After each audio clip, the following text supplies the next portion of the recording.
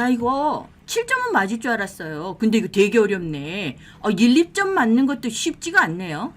실제로 해보니까 정말 정확한 것 같네.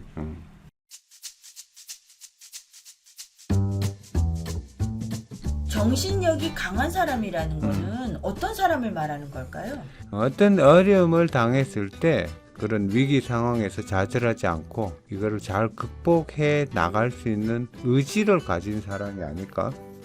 의지력, 말하자면 근성, 인내심, 사고력, 사기를 포함하는 그런 말이 정신력 이건 것 같아요. 그리고 요즘에는 한국말에서는 그냥 영어로 멘탈이라는 말을 그냥 갖다 쓰더라고요. 그래서 멘탈이 강하다 이렇게 얘기도 하고 뭐 멘탈이 무너졌다, 뭐 멘탈이 약하다 그치. 이렇게 얘기를 하더라고요.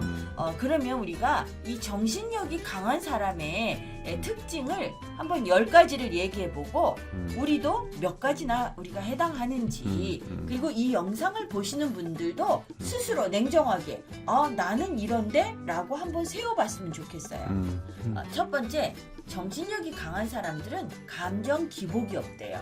그래서 주변 사람들에게 되게 편안하게 대한다는 거지.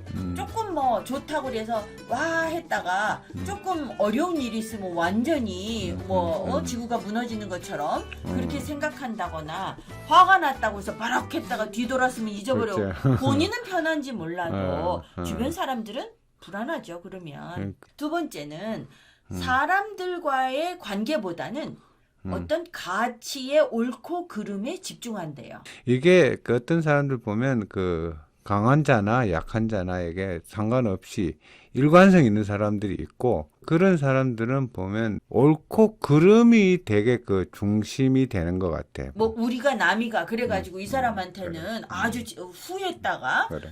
그리고 또 되게 강하고 나의 웃사람이고 너무 그 사람한테는 대들 수 없어. 그러면은 깨갱했다가 그래. 또 약한 사람한테는 되게 세게 굴고 이러지 않고 어떤 판단을 할 때 동정심이나 이런 거에 휩쓸리지도 않아. 세 번째, 정신력이 강한 사람들은 자기 자신의 강점과 약점을 냉정하게 평가한대요.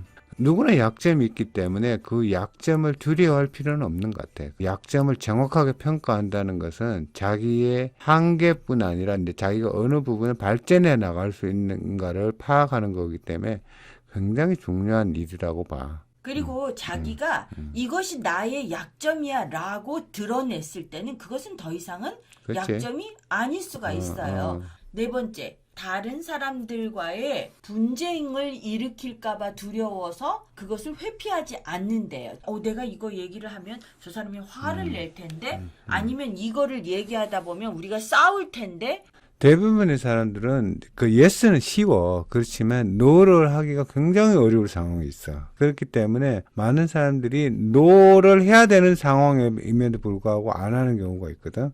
중요한 거는 내가 반드시 할 수 없는 거라든가 틀린 거에 대해서는 노를 할 수 있어야 된다는 거. 다섯 번째, 정신력이 강한 사람들은 다른 사람의 충고나 지적질에 기분 나빠하지 않는데요. 진정한 친구는 정말 나를 위하는 친구는 내가 필요한 부분이나 내가 잘못한 부분이나 내가 발전해 바꿔야 되는 부분에 대해서 꼭 충고나 지적을 하게 돼 있어. 그건 그 사람은 정말 중요한 친구 같아. 그런데 이런 충고나 지적을 받으면 정말 기분이 나쁘지. 처음에는 곰곰이 생각해서 그 부분에 대해서 잘 받아들이면 굉장히 자기가 발전할 수 있는 기회가 될 수 있는 것 같아.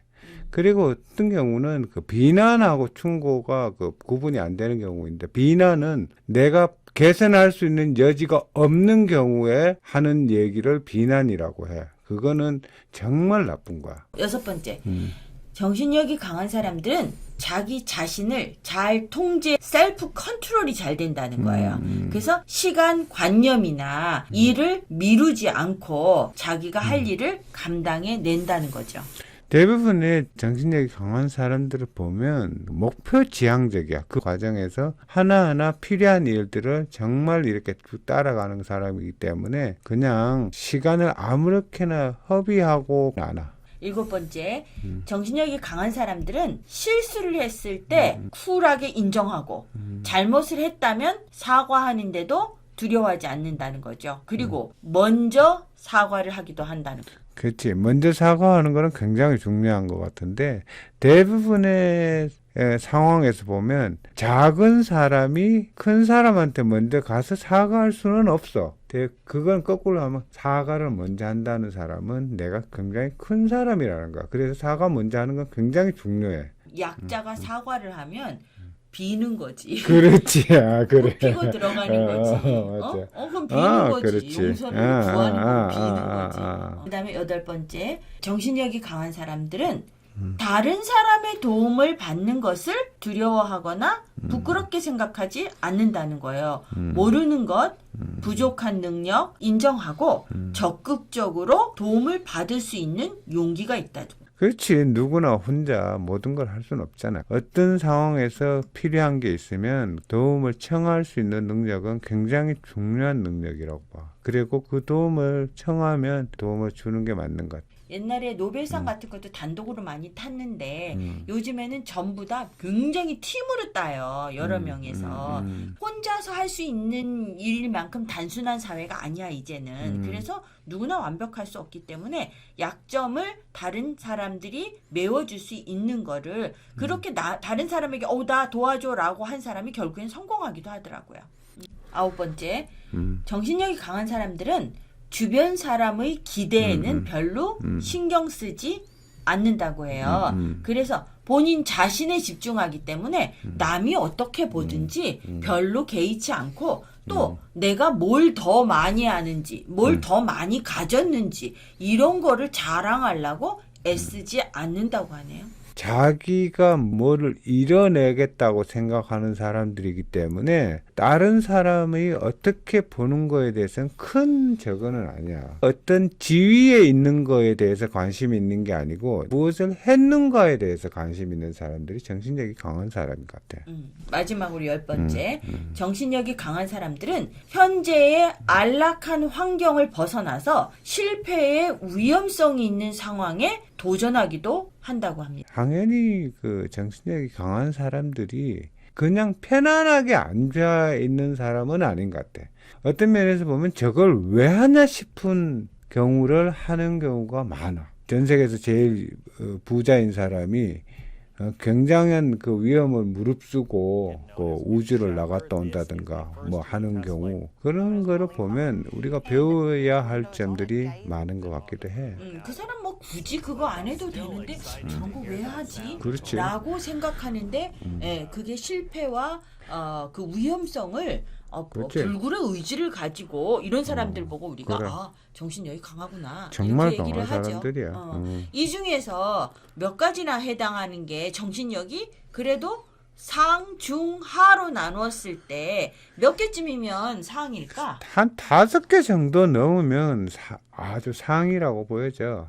그리고 중은 3개 이상이면 중이고, 내가 보기에는 1개에서 2개 정도면 뭐 일반적인 사람들인 그 정도이지 않을까. 그래서 이 중에서 한 8개, 9개, 10개 이 정도 80점 이상이다 이러면 나는 그런 사람들은 굉장히 도전 정신이 강한 사람이고 실패를 두려워하지 않고 정신력이 아주 강한 사람이다. 이렇게 생각할 수 있을 것 같아요. 뭐 이 중에 하나도 안 걸리면 조금 정신을 차려야 되지 않을까. 거기까지.